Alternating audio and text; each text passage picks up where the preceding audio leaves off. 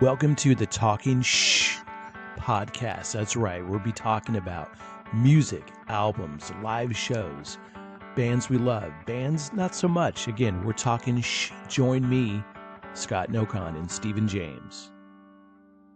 Hey guys, this is Scott and Stephen James. I'm sunburnt. Breaking news, guys. Breaking news, right? Just saw it a little bit before we went on air to record. Iron Maiden has just announced their 2026 North American tour. I remember seeing, and this is what, 50 years? So I was first a fan of Maiden back in 1980. So I need these a little bit, Stephen, to be able to see this little post. But Iron Maiden announces the 2026 North American dates with Megadeth and Anthrax. What? So there's only about 12 dates or so far. Oh, that was getting tired. There's going to be more. There's a couple stadiums in here, which again, it's interesting. And my son Zach even made mention of it. He goes, "Are they as big as they used to be?" I go, "Well, in the world," I couldn't say that for a second. In the world, yes. In the United States, it depends on the city. They play a stadium, like in Harrison, New Jersey, and I'll run through these really quick, Stephen. It's a stadium in Hershey, Pennsylvania, where Hershey sports. Yeah, Hershey Park Stadium. They'll be there. They're playing Louder Than Life in Louisville. Then they're playing some amphitheaters, and they're playing BMO Stadium, which I think they played there before. That's right next to the Coliseum. Where I saw them. Yeah, I saw them for the Shinzitsu, whatever the hell. Yeah, a couple years ago. And then they're playing the Alamo Dome. So these are dates next year in August and September. There'll be more, I'm sure, right? That's a pretty small tour. I will need to travel to one of those shows to check them out. Maybe we'll gather together, Stephen, in September in LA. So we'll see. But exciting news. I'll get a ticket for you because I'm going to say, because I have my Maiden shirt on, Peace of Mind, which is my favorite release, which they will be playing. And I know a couple shows back, maybe a dozen or so, we went through when they announced the 2025 dates in Europe, right? And we went through the playlist. So we won't rehash all that now. Go back and listen to that. But you'll get an idea. Will they change it? Maybe so. I think that would be kind of cool. So, Stephen, what are you drinking? I'm a fan of this vodka called Blue Ice. It's very, very mild, mellow, smooth tasting. So I just go right for the throat and do a couple of three fingers and I'm good to go. Whoa. But it's already in the freezer, so I don't need the ice cube. Yeah, typically three fingers. All right. Well, yeah, that you know what? And again, I know my face is red. It's matching Scott's glass of old fashioned. I'm waiting for one of my coworkers at a tugboat today to give him some material, and he had me stand out there for 20 minutes with the sun just jacking me up. So I am tug and jack, looking like a raccoon. There you go. So look at that. Yeah. Why is Eddie sideways? Well, because I'm holding it that way. But the Iron Man. Oh yeah, no, I'm kidding. Right. Where's the camera? How do I do this? I'm new here, Stephen. Oh, that actually looks good. Got fuzzy. There you go. Right there. Yeah. Evil That Men Do. This one is Evil That Men Do and Prowler. Nice. This is the Wasted Years with Wasted Years and cool. Reach Out, the B-side. I don't know that I've heard that. No. So. And then there's a few others behind me. And again, right here, right there, Live After Death, that they just released would it be a 40-year anniversary version of that? Yeah. 5, right? Love that record. Other side. Love that record. I will pick up the special 40-year anniversary, and there's a few more vinyls as well. There we go. See, I try to make it at least, what are we in, 2 minutes? But I'm so excited, Stephen, just to talk to you again. Yeah. Well, amongst the two of us, we have a number of vinyls, and Maiden probably is in our top, 2 to 3 bands of all time. So absolutely. Definitely. So there's that. So that's breaking news that we wanted to share with you guys. But, maybe on a more somber but a celebratory tone that we will take as we talk about two monumental, what's a drink? Monumental. So raise a glass. Ace Frehley. News came out, and I guess it's okay. And I don't want to get too too, you know, in details on this. The story that came out about what, a week ago, is that he fell at his Yeah. home, and then Downstairs. he suffered, had a hematoma, and then he just didn't make it. But they were then going to announce, and I guess you do that in all instances or most, the autopsy findings, which should probably support that. Again, were there any other underlining conditions that maybe led to him falling in his home? Possibly, possibly. So we won't talk about that, but we are going to go through kind of key facts and accomplishments, albums. Admittedly, and this is where, Steven, I know you're a big fan. I've never was a big fan of Kiss, and I'm not just saying this to be convenient and kind of slide into it. But when unfortunately when certain individuals pass, musicians obviously of note for our show and our discussion, you can't help but Yes. go back and kind of revisit. I'm actually going to revisit the Ace Frehley solo and Frehley's Comet catalog, Yeah. which we'll talk about. Yeah, it's pretty good. Yeah, and just again, because it's kind of timely, and I want to kind of dig into it. And then another, and I don't know, is anything shocking anymore? But Well, he did write a song called Shock Me, so yeah, shock me, yeah. But the other death, and again, this is our kind of yeah. theme. Sam Rivers, right? Sam Rivers, the co-find.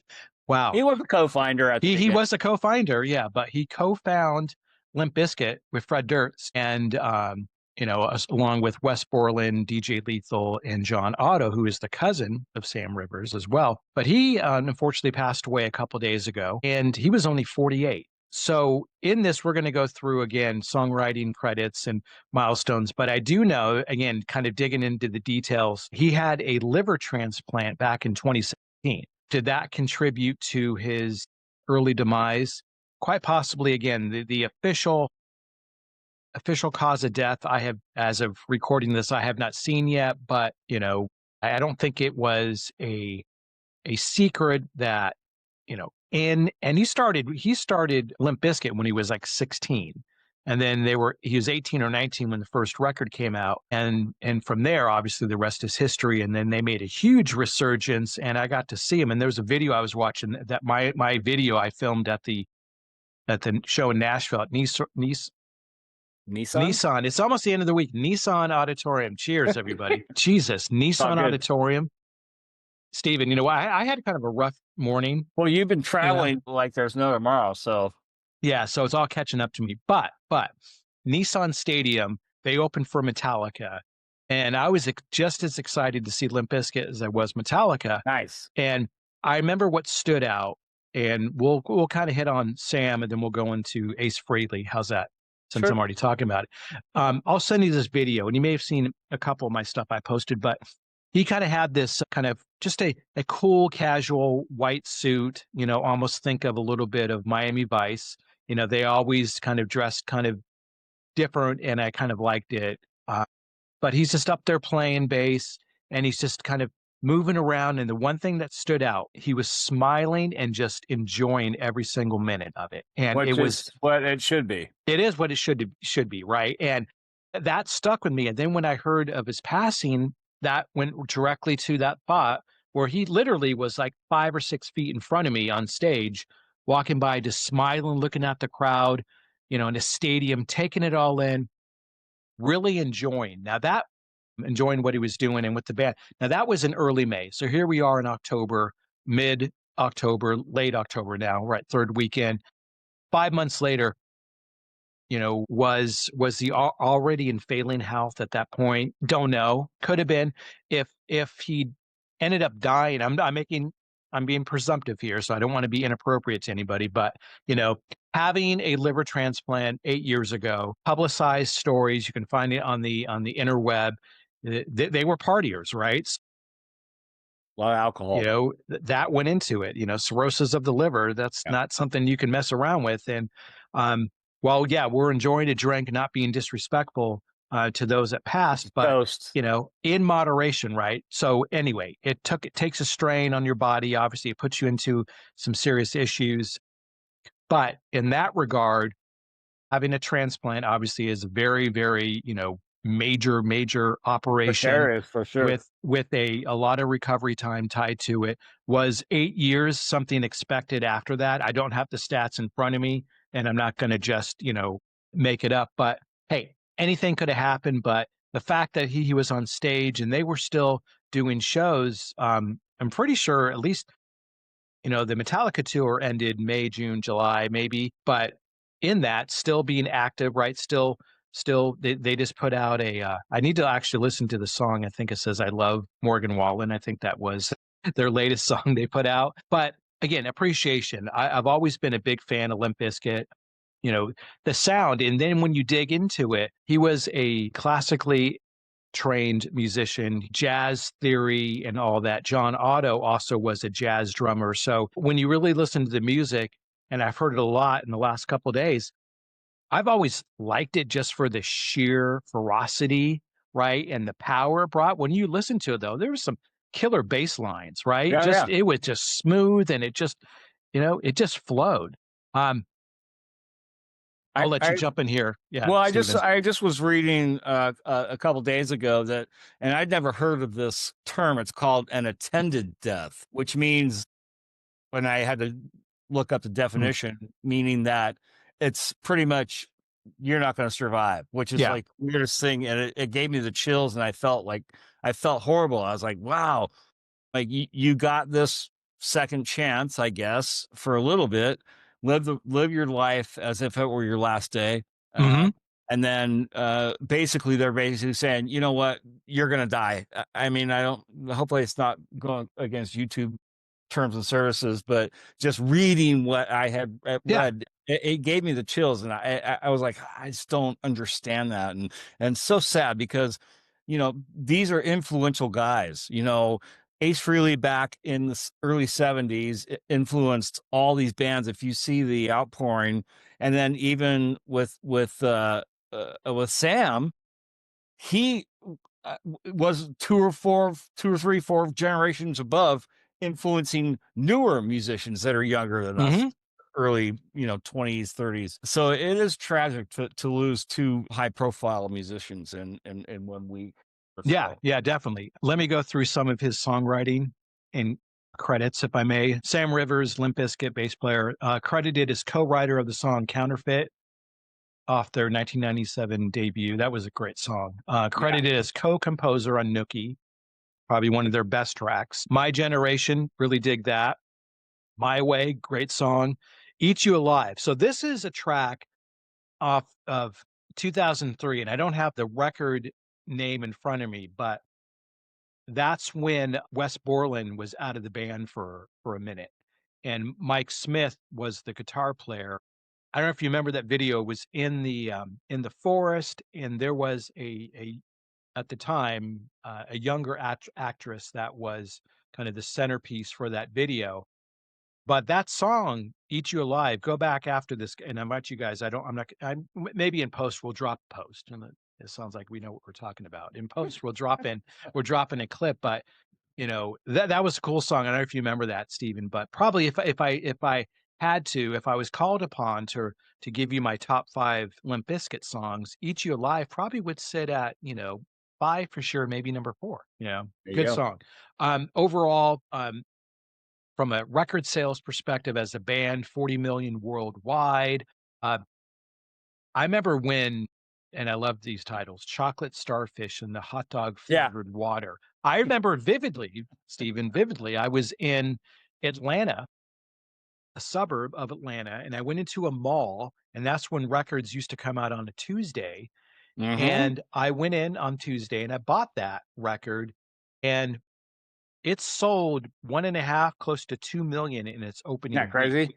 And that was at the same time, and these were bands I listened to, of course, and I'm not ashamed, but NSYNC and Backstreet Boys. So this was the stuff that was all over that MTV show, Total Request Live, right? Yep. TRL. So it's like they Carson were all Daly. jockeying for position, but that was their heyday. Over those a few years, they sold that.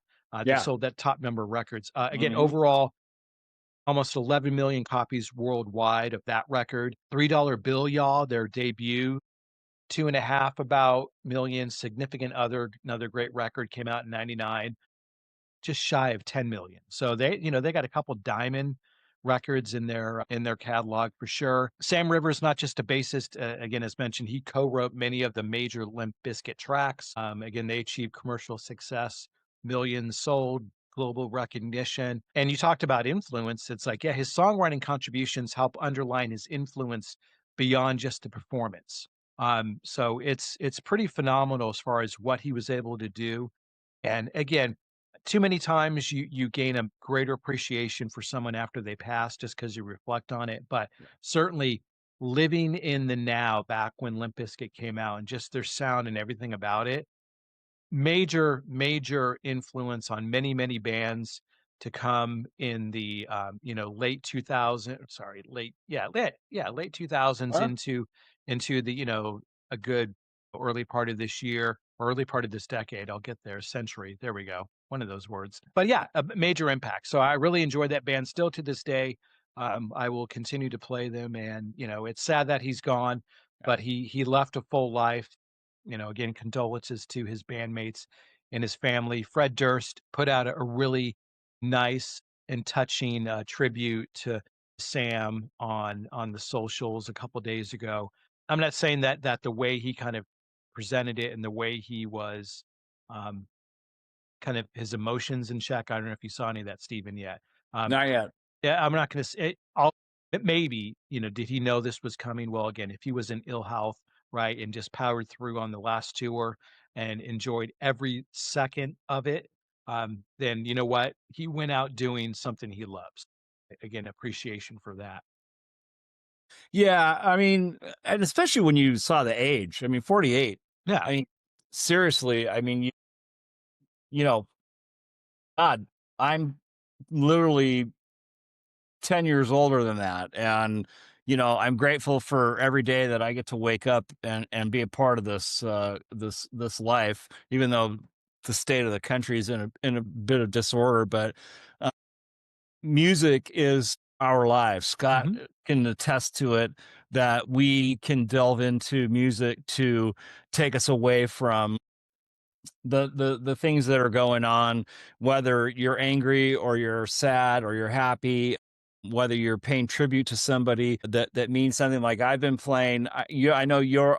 I have to be quite honest with you. I'm not a huge Limp Biscuit fan. I do know their music. yeah, But to me, the Kiss thing with Ace passing, and not many people know that Eddie Trunk, who mhm, has done a radio show for probably I think 40 years now, he and probably, Ace were yeah, like buddies. And if you go on YouTube, and I highly recommend you Google a couple of things that he did recently about Ace. I mean, it's true it's heartbreaking to hear how upset he is. I mean, the family, he talks about, I'm not going to go into detail because it's not what we do, but apparently he had fallen already once okay, couple weeks ago, and then the second fall was down a flight of stairs, and it was so gnarly that he basically just kind of checked out. Like yeah, he anyhow, but God rest his soul, Sam as well. I mean, I apologize. I feel nothing but compassion for family, friends that have lost loved ones, even if it's not somebody that's a rock star.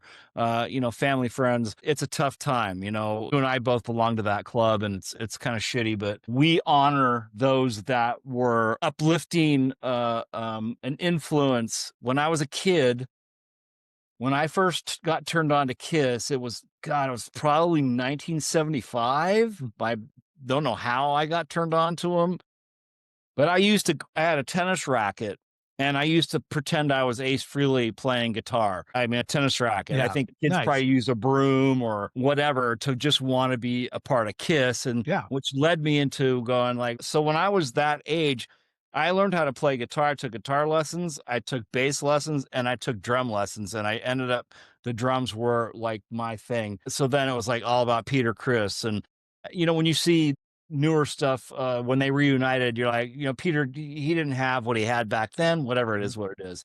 But yeah, Ace Frehley, when you look at all these musicians that are coming up going, like Metallica, I mean, all the bands that we love now were influenced by Kiss. I mean, absolutely, yeah, you can't deny it. And it's a tragedy. that he's like the first member of the original 4 that has passed away. That's So, true, yeah, and so let's run through some kind of yeah, facts and accomplishments. So, absolutely. Ace Frehley, born Paul Daniel Frehley in the Yep. Bronx, unmistakable Yeah, between the with that Bronx, with right? Um, that New York draw, 51, so 74 years old, right? Um, Jersey draw. Co-founded Kiss in 73. Spaceman persona and distinctive guitar style were central to the band's identity. And really quick, because yeah, I know you've talked about before, and much admiration for you were playing all those instruments at an early age, and I kind of stumbled around and finally fell into a microphone and all that. The the outpouring of appreciation from so many musicians and guitar Yeah. players about the impact that Ace had. And like I said, I didn't ignore Kiss. I knew of Kiss, and I saw Ace Frehley more than once. He opened. Let's see, I'm looking at the posters. Did he open for Maiden on one tour? Probably. I think Vinnie And Vincent did. and then there was something else that I'm sure I saw another show at Long Beach Arena. I have to go back and look at my Yeah. I records think it to was see. Vinnie Vincent, but whatever. Well, Vinnie Vincent played too, but Ace Frehley's Comet, maybe it was like a why it was like why Ace Like a Frehley, one-off. Y&T, and some other INT, band. Yeah, yep. OG. You're right. Yeah, Vinnie Vincent, not the same, not to be confused at all. They No. definitely opened at one of those shows, but they were around. But Yeah. in that, with Kiss during his tenure, the band released multiple gold and platinum records. They sold over 100 million. That's been well publicized. His first solo album, released in 1978, um, simply titled Ace Frehley. Cool cover. Again, I'd love all their solo records they put out. Well, Hey, those are great pictures. yeah, yeah, those are Well, awesome. it's kinda like cartoonish in a sense. I Huh? mean, quick, I hate to interject. Well, I No? do like to interject. I saw the reunion tour in 1996, their very first show at Irvine Meadows. There was a couple little tweaks here and there, but it was just one of those coolest things ever where you're like, "Oh, I saw them back in the early '70s, and I got to see them 20 years later and playing the same songs even better than what I had seen." Does he need to do a guitar solo and Peter need a drum solo? No, they're not. And I know people are going to give me shit for this, but other than being able to write and play and have a couple of really good songs, Mhm. um, is what kind of was the attribute to the success of Kiss. These Yeah. people created and had their own thing. Each individual member had their own success for this band, and to me, Ace was the pinnacle of that success. Ace is the place, and I told you so. Yes, sir. Rock Uh, Soldier, yeah, right? Yeah, see, look. Um, yeah. with that, the first solo record, again, that was all the different pictures, right? The album cover was each, member of Kiss individually, simply titled Ace Frehley. That was one of the most successful of the 4 solo albums from the Kiss records, Yes, too. it was. His solo work later achieved milestones. 2014 Space Invader debuted at number 9 on the US Billboard Top That's 200. good. That's pretty Hell awesome. yeah. He published, and I want to pick up this book. I'll find it on Amazon tonight. He published an autobiography, if it's still in print, No Regrets, a rock and roll memoir from Yeah, I'm just from looking at that 2000. right. I think that would be kind of cool. And then in 2014, he was inducted into the Rock and Roll Hall of Fame So as a member cool. of Kiss. Let me run through these records. Some I have record sales on, so if I Real do, I will quick, real comment. quick. Yeah. Uh, just quick thing. There was talk about prior to Ace's passing about the 4 of them doing one show. Obviously, it didn't come to surpass. But anyhow, go ahead. Sorry, I didn't Yeah. mean to. No, no, no, no. Just some That's cool. interesting information. Be kind of cool to see. Yeah. So debut, what debut? Solo debut. Yeah, yeah. Yeah. His self-titled 78. This one reached 26 in the US and certified platinum. Frehley's Comet, 1987, under the band name Frehley's Comet. His post-Kiss era, don't have record sales on that. Space Invader, talked about that already, debuted at number 9, his first solo top 10. Spaceman in 2018 continued his solo output. 10,000 Volts, that just came out a year ago. Yeah. Year and a half, released February 23rd, Yep. 2024. Again, did well across multiple charts in the rock and hard music. Let's see, overall, yeah, talked about gold and platinum, legacy. So his guitar work, again, his riffs and solos, kind of in the classic era, influenced many, many, many rock and metal guitar players. His persona was maybe I don't know what was it, kind of one of the coolest personas in Kiss, right? The Spaceman. I think so. It just all of them were kind of cool, but if I had to pick one, maybe he might have the coolest Well, one, because right? he had that great vibe on stage. It was Yeah, almost kind of like they called it like he was almost like he was drunk. I'm sure he was. yeah, When he reunited with Kiss, he was really proud about his sobriety too. So he was with Kiss, the original Kiss, back in from 73 to 82, and then reunited in 96 to 2002. So, yeah. I mean, to have that kind of a career, to me, he stood out of all of them. Yeah, Gene did the tongue and the blood, and they all did this thing, but Ace always had this kind of that kind of rolling motion, like it Kind was of like, just a cool vibe, yeah, it right? was totally Yeah, cool. yeah. And even his interviews, his laugh was infectious. He had great stories. Did they all talk shit about one another? Yeah, of course. But Ace was like, I came up with this. Paul kind of did that. They were in control. And lastly, I remember one of the last interviews I saw with him where he was talking about the last album that the four of the original Mm, members did, which wasn't the four original members on, which was Psycho Circus, that yeah, all 4 of them played on 1 song, and okay, everybody else was a hired gun, but they said, "We want you to be credited on the album to be playing all the stuff," and he was kinda okay. like, "Fuck you."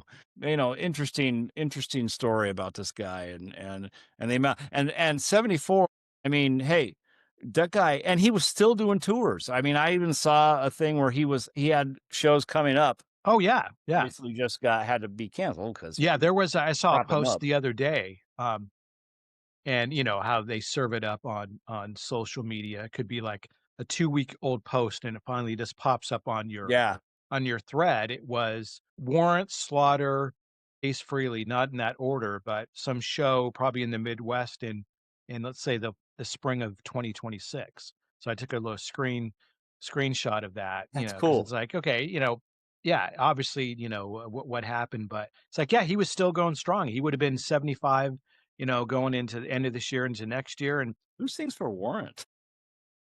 I couldn't even tell you. But they've And been sorry, Slaughter what I know, but the let's see, the singer of Warrant wasn't w you know what? We're gonna do that. yeah, We're gonna we'll do a dive in. future Sorry. episode, yeah. Yeah, sorry. But We're it veering. yeah, It's way but too that's true. You long, go, but "Wait a second, they're still yeah, they're still around." we're Yeah. veering. So in this episode, again, we wanted to highlight, again, the breaking news, Iron Maiden 26 North American Yes. dates, just a Let's few, but there's gonna go. be more. Again, the, paying Oh, homage to real Sam quick, from Limp and Bizkit. Rush. Let's just throw Oh, that. we got yeah, so we're gonna do a whole Rush episode, Steven, so I Yes. think on the next one, we're gonna break it down, and just because you mentioned it, that's fair, they added another 12, well, they added 17, I think cities, they just said. yeah, but then they added, like, again, this stuff is so like, their choice, but there is 0 reason in my mind, because that matters, right? In my mind, just play It stadiums. matters. Just play stadiums. Um, the wear and tear of playing 4 nights in Madison Square Garden, to have to do that, God, the to have to put up with that challenge of playing 4 nights in Madison Square Garden, but could you do 1 show at MetLife Stadium, And could you do 1 show, I want it selfishly, in Nissan Stadium, I said it correctly now, in Nashville, SoFi in LA versus multiple nights at, I still call it the Forum, but I do too. whatever, it's their prerogative, but yeah, is there gonna be more? You bought tickets, right? I think I don't wanna you know tell you, I think I shared with you what I no, paid, you did, yeah, and, and I need hopefully to take that, a loan out you on don't have my to do any, mortgage. like, any Well, here's the adult thing, is that films to pay it off, but yeah. they just posted a video. I don't wanna eat up the time. Real quick, I saw a video they had posted about, go get your tickets now because the bots, and we also know that Ticketmaster is now being looked into for selling to the bots, and then the bots are giving them half the profit Yeah, back, and that's collusion, disgusting. That is Yeah. Yeah. disgusting. Yeah. You and Because I talk about they own secondary markets as well. So it's like, absolutely. you know, What did so you and I'm I pay for concerts in the '80s? $20. Yeah. I know it is horrible, and it's like it's not all about the bands. We're going to do a whole separate episode Yes, we just on have to. Ticketmaster. Remember Ticketron, right? Who went the Yep. way of the dinosaur, but in all that, and also our little tips and tricks because both worked at Music Plus, and we were Yes, we behind did. the I was at that Ticketmaster big ass computer. computer. Yeah. Yep. Um, so with that, those are episodes that are coming up, in the Yeah. last minute or so. Again, you know, really wanted to highlight Ace Frehley, again, Yeah. Sam from And Limp Sam Bizkit, Rivers. talk Yeah. about Peace be still. the Maiden tour. More dates will be announced, like I said. Again, Megadeth and Anthrax opening. Wow. So cool. And this is also gonna be Megadeth's final album and tour, and the song "Tipping Point," which is the first single released, that's a banger. That's a good, strong song. Heck yeah. Um, so again, end it with Ace Frehley, the Spaceman's legacy, again, life history, rock and roll greatness. Again, we dove into the incredible story. I invite you guys, go and stream, go buy some vinyl. Thanks again for tuning in to the show. We'll be back every week with a brand new episode. Make sure you check us out on Instagram at Talking SHHH Show, and also listen on Spotify or wherever you can stream a podcast. See ya.